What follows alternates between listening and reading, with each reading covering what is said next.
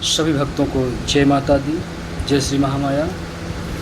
आज आप सभी के समक्ष श्रीमद् भागवत कथा का अध्ययन हिंदी अनुवाद में करूँगा।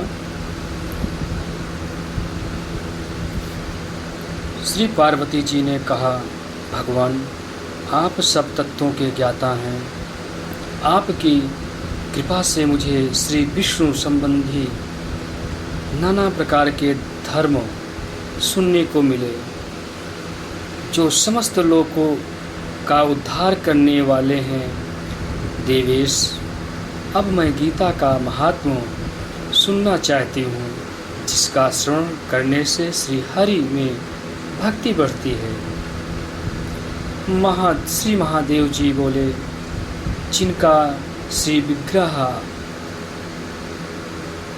अलसी के फूल के भांति श्याम वर्ण है,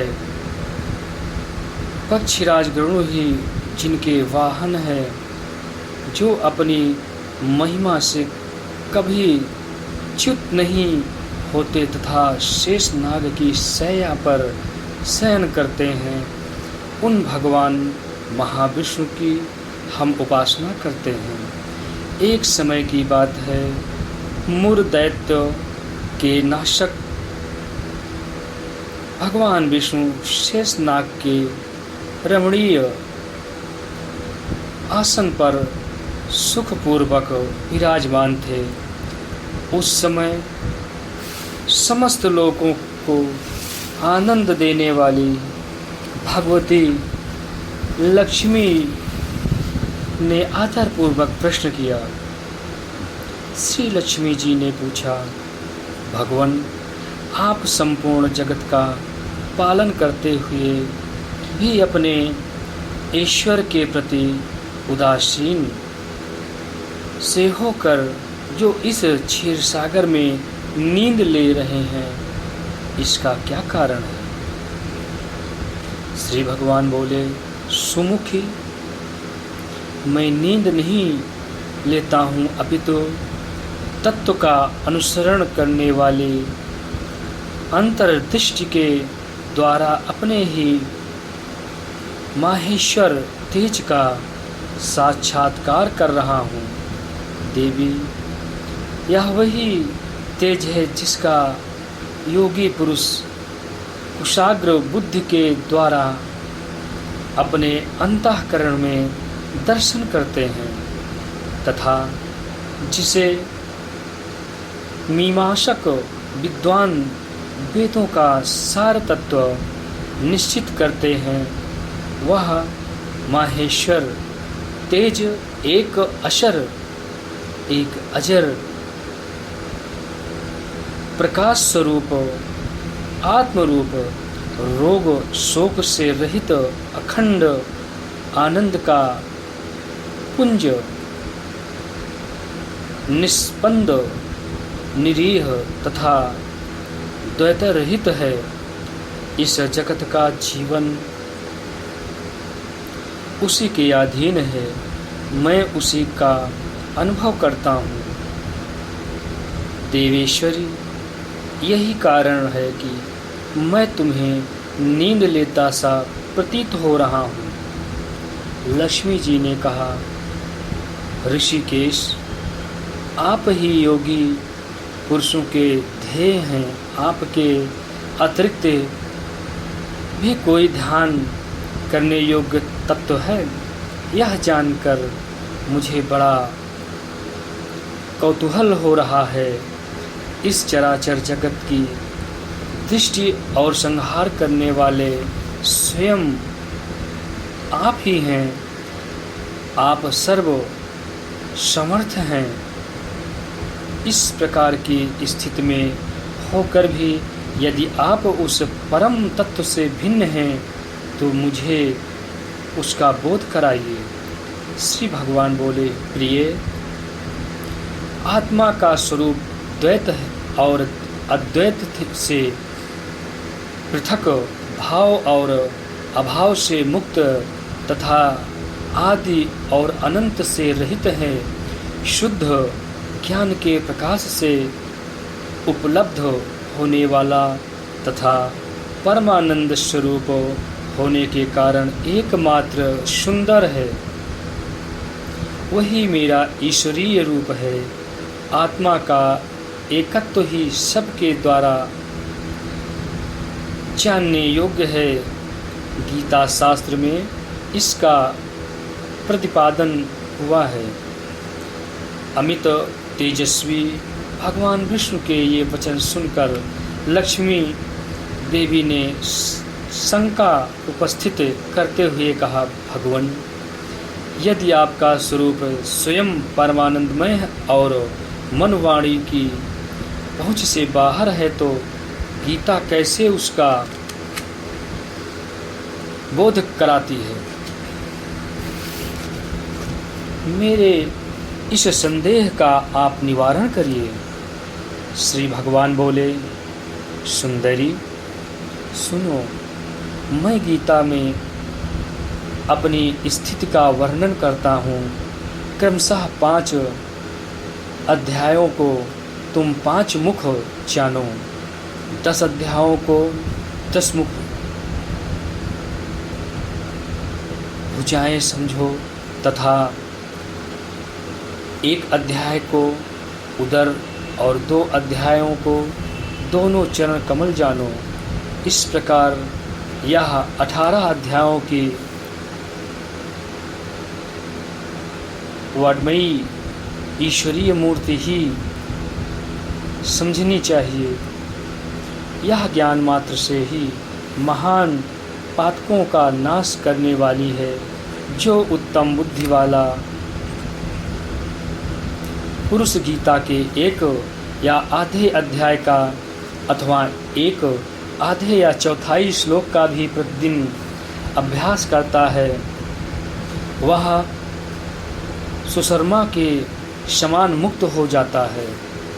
लक्ष्मी जी ने पूछा, देव, सुशर्मा कौन था? किस जाति का था और किस कारण से उसकी मुक्ति हुई? श्री भगवान बोले, प्रिय, सुशर्मा बड़ी खोटी बुद्धि का मनुष्य था। पापियों का तो वह शिरोमणि ही था।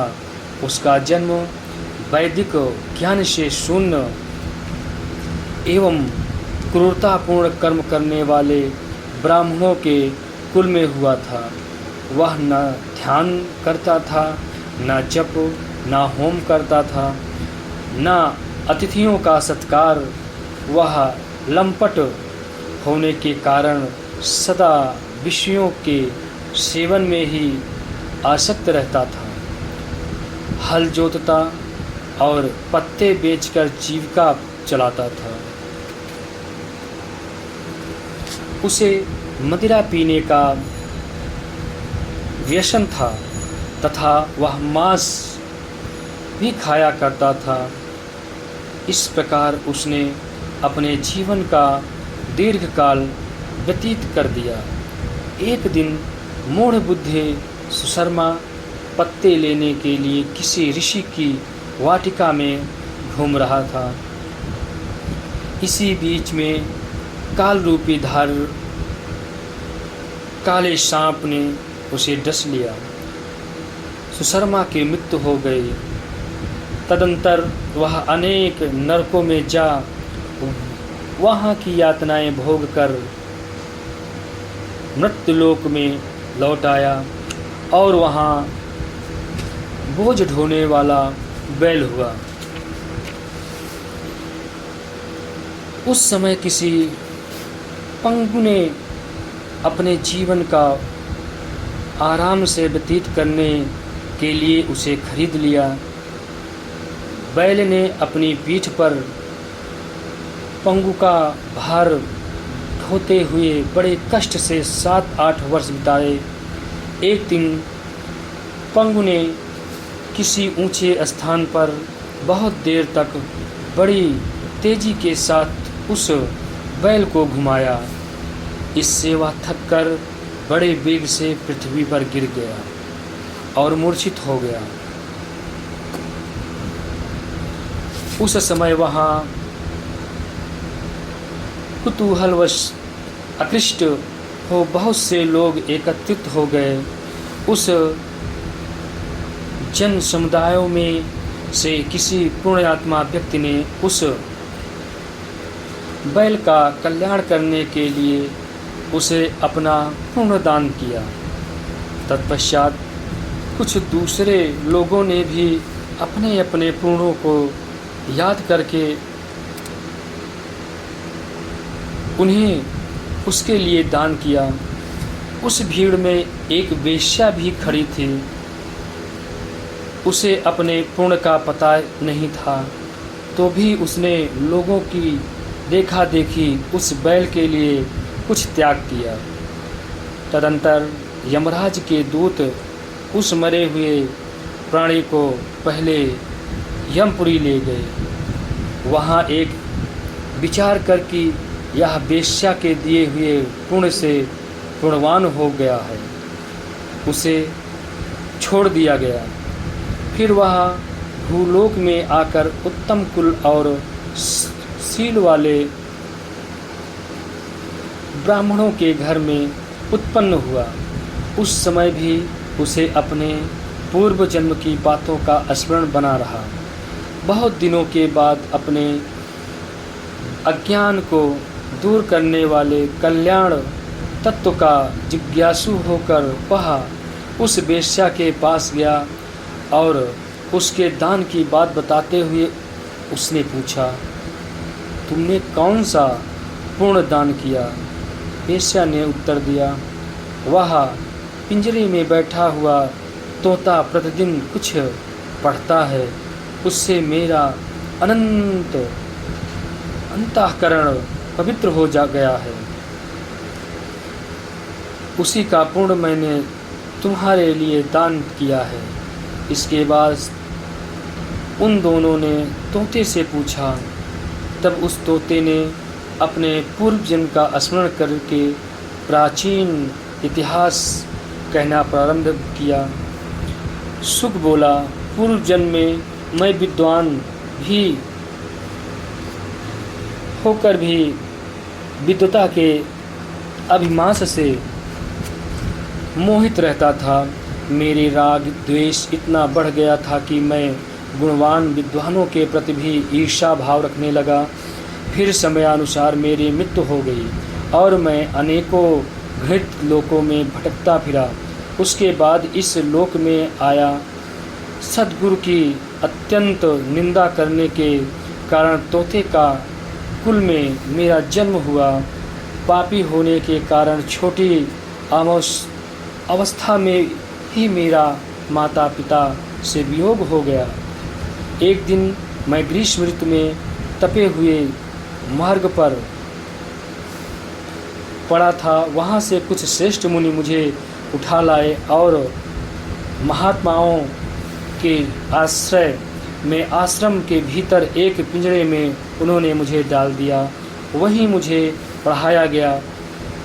ऋषियों के बालक बड़े आदर के साथ गीता के प्रथम अध्याय की आवृत्ति करते थे। उन्हीं से सुनकर मैं भी बारंबार पाठ करने लगा। इसी बीच में एक चोरी करने वाले बहेलिये ने मुझे वहाँ से चुरा लिया। तत्पश्चात इस देवी ने मुझे खरीद लिया। यही मेरा वृत्तांत है, जिसे मैंने आप लोगों से बता दिया।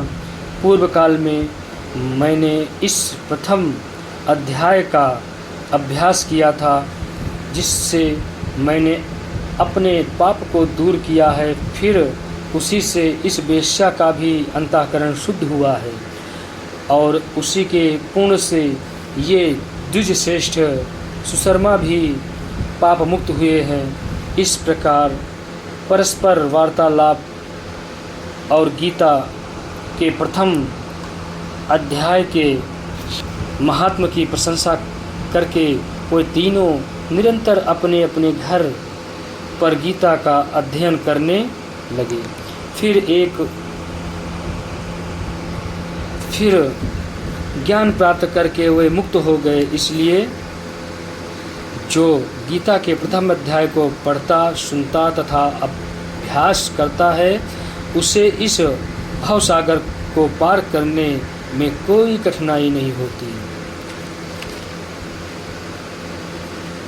आप लोग हमारे चैनल को सब्सक्राइब नहीं किए हों तो आप लोग हमारे चैनल को सब्सक्राइब करें, ज़्यादा से ज़्यादा वीडियो शेयर करें, वीडियो को लाइक करें।